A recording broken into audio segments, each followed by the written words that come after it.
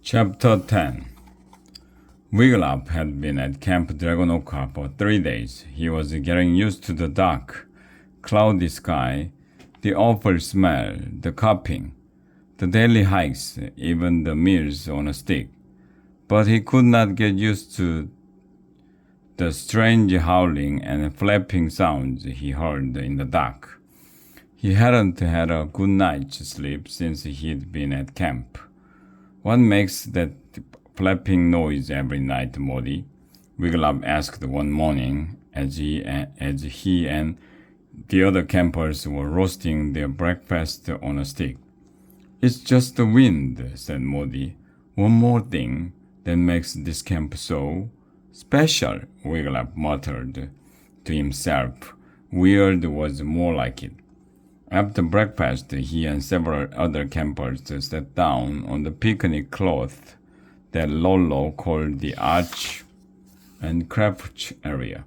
They watched that Lolo took a shiny black stone and tied 2 thin leather strips around it. See? She held up the stone bound by the strips.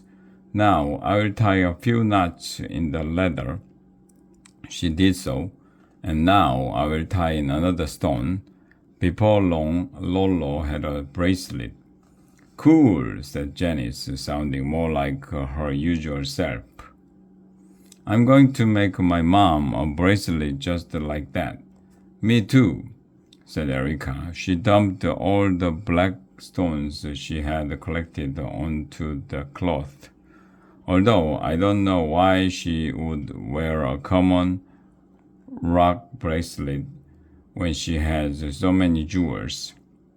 Wiglaf took the blue stone from his pocket. He liked the way it shone. He hoped Morena would like it. She had no jewelry, so she would not object to wearing a rock bracelet. He took 2 leather strips and began tying them in knots. Look what I made, cried Dudwin. A fang necklace. He held up a leather strip that he'd threaded through the cavities in the fangs. Grinning, he put the necklace around his neck. How do I look, Wiggy? It suits you, Dud, Wiglaf said. He was glad that his little brother was busy and now trying to scare everybody. What are you making, Wiggy? Asked Dudwin. A bracelet for our mother, said Wiglaf. It can be from both of us. Nah, said Dudwin. I will make her something later. After arts and crafts, Wiglaf went searching for Daisy. He found her and Tusker sitting on the shore of Lake Charlotte. Eloi Igwe, said Daisy. I have been missing you, Daisy, Wiglaf said. Are you having fun? Isi. Daisy smiled. She told him that she liked rolling in the mud with Tusker. Iai, Isi, Osei, Udgay, Uking Lay. She sighed. Iviai, only I, Iai, Udkay, Oktay. Perhaps I should summon Jellock, said Wiglaf. He could put a speech spell on Tusker. Daisy's eyes grew wide. It's yai, O'day at the Athai.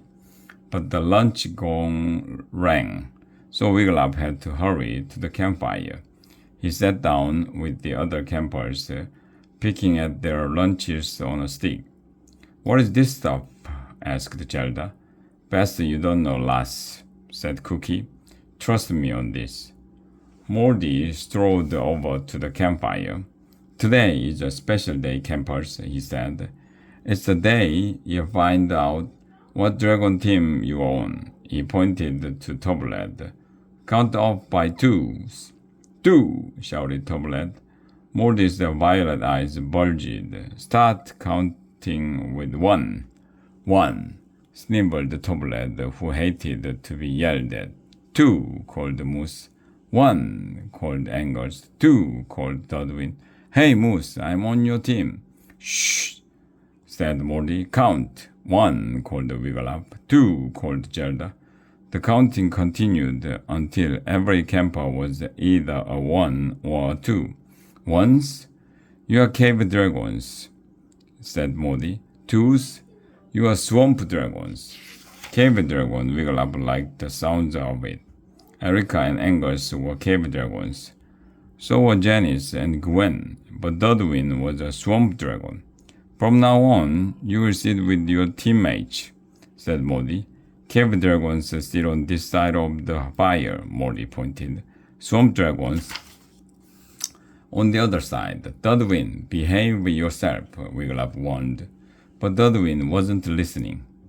He darted over to the swamp dragons. He started cackling and waggling his fingers as if they were claws. I'm a mean green swamp dragon, he cried.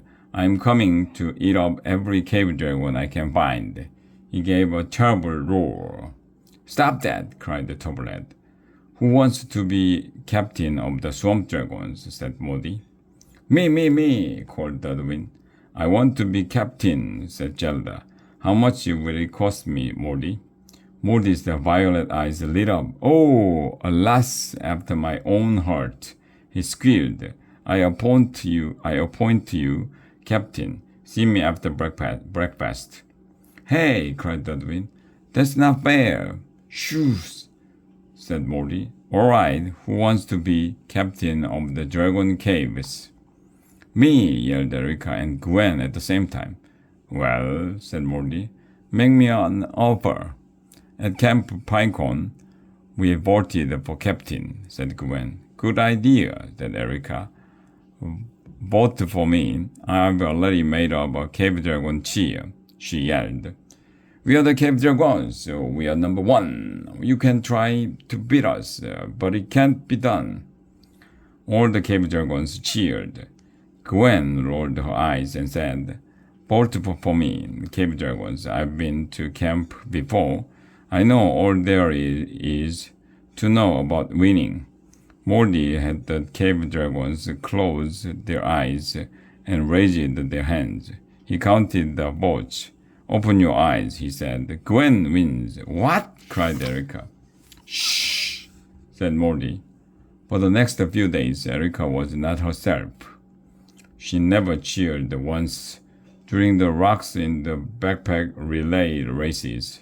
She dug the smallest hole in speed digging. In swimming, she even refused to put a toe into Lake Richelieu. I don't like green ooze, she said. One morning, as she and Wiggle-Up hiked up to the top of Dragonoka Ridge, she said, I still can't believe I lost the election. I'm always captain of everything. If there is a best camper of the month medal, you shall win that, said Wiggle-Up. Erica brightened.